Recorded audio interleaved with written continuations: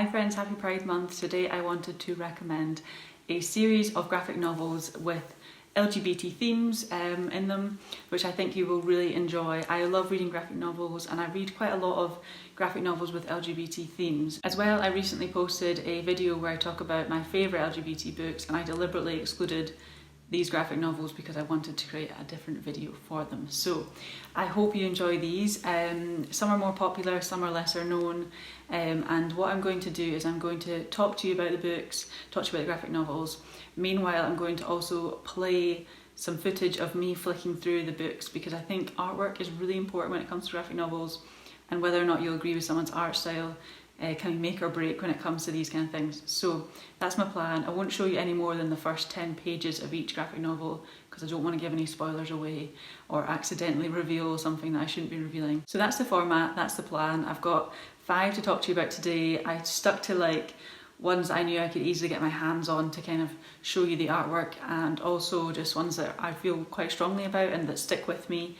But I do have a lot more that I could recommend, so if you're interested in this topic and you want me to recommend more to you, do let me know and I can do a second video. But I'm going to start by talking about Witchy by Ariel, Slamet, Ries. And this is a fantasy, LGBT fantasy graphic novel where you're introduced to a world in which the strength of your magic is determined by the length of your hair. Such an interesting concept, and kind of plays on discrimination and the ways in which people are discriminated, but takes a very kind of mundane everyday thing and makes that the thing which causes the friction. Really interesting world, really interesting characters, very lovable characters, and I also found this quite a sort of beautiful story to follow along with, quite a relaxing story to read. I really enjoyed it. There's adventure in it, it's fun, action-packed, but also just lovable characters, which always makes you feel a bit more relaxed when you're reading. So definitely recommend this one of my favourites for sure. Now for a manga that I have returned to, and I'm going to return to again, which will be my 3rd time reading it, and it's called My Brother's Husband. There's actually 2 volumes to this. Volume 1 looks like this, and volume 2 has a cover like this. I absolutely adored this manga. We basically follow a Canadian man, this man here, who goes to visit his late husband's brother in Japan, and we follow their relationship and the stigma that he faces as a gay man sort of visiting Japan, and the people he meets as well. There's also this adorable little girl who features and is just such a joy to read about. I absolutely love this little girl, she's such a sweet character, and I really enjoyed watching the relationship kind of form and grow between the sort of brothers-in-law. A really enjoyable read. It's very sweet, heartfelt. The first time I read it, it made me cry because it is quite emotional as well. Just a lovely read. Definitely recommend this wholeheartedly. Both times I've read it, I've given it 5 stars for both volumes. The next book I have to recommend is one that's a little bit more popular, and that is Bingo Love by T. Franklin. This is a lovely graphic novel, sort of a comic more of, and this one I have is called the Jackpot Edition. I would recommend getting the Jackpot Edition because it has extra creators who build out additional storylines, but actually those storylines kind of build into the character development and the plot development. So I would definitely recommend getting the Jackpot Edition of this if you do pick it up.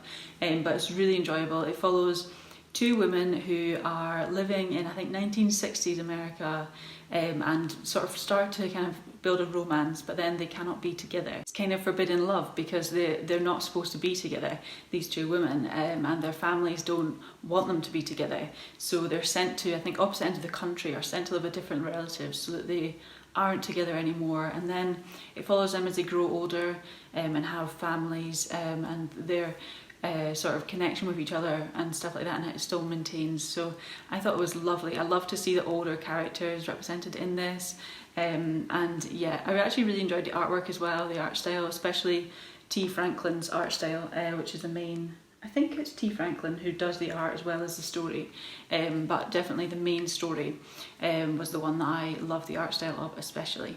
So it's a good one. It's definitely sort of more joyful, sweet, light-hearted, one to kind of escape into if you feel you want something joyful. And while we're talking about popular graphic novels, I mean, would this list even be complete without mentioning Heartstopper by Alice Oseman. I think that everyone who does these lists includes this book, but I just felt like I couldn't not. I really enjoyed these. I particularly enjoyed volume 3, and volume 4 has just come out, so I'm looking forward to reading that and hopeful that my library will buy it as they have for the previous 3 volumes. It follows 2 boys in high school, one of whom is gay and he is out, and the other one is sort of figuring out his sexuality, and we follow their journey together and their relationship as it is a friendship. And obviously, I mean, there's 4 volumes, so it does go somewhere. But it's really enjoyable, really light. It's one of these ones that you can sit and read it in a couple of hours, but you're going to have an absolute joy of a time. There are some content warnings, but Alice Oseman's really good at putting content warnings on their website, so do check those out if you are thinking of picking this one up. But yeah, I definitely think it's worth, if you're kind of like meh about the first 2 volumes, keep continuing, because the 3rd volume for me was the most enjoyable of the 3. So looking forward to what volume 4 holds. And I thought I'd finish this list with the one that I don't hear many people talking about, but which I really enjoyed, and I also found it quite educational. So it's more of a non-fiction, it's more of a graphic memoir, and that's Genderqueer. And this follows a person who is figuring out their gender identity basically, and sort of feeling out their sexuality, feeling out their gender, and we follow them on that journey, and it's really interesting but also quite beautiful. It's quite sad in places, but has quite a lot of information as well, which surprised me. So the author, being very curious about these subjects, goes and kind of learns about them but shares that information with us. So I thought that was really well done, really interesting. It's also got quite a colourful and lovely art style, and I just really enjoyed it. I think that it's really worthwhile reading. Of them all, I think it's probably the most kind of educational, for me at least it was when I read it. And yeah, I really would recommend this one. So that's all for this video. I wanted to keep it quite short and sweet because some of my videos have been a little bit longer recently, and I wanted to get back to making some shorter videos as well. Do let me know if you would like a follow-up or a second part to this video, though. I have plenty of recommendations that I can go into. I had to kind of pare this list back as well from kind of 10 to 5, so I've kept it short, but I'm hoping that there'll be some really good recommendations in there that you will all really enjoy.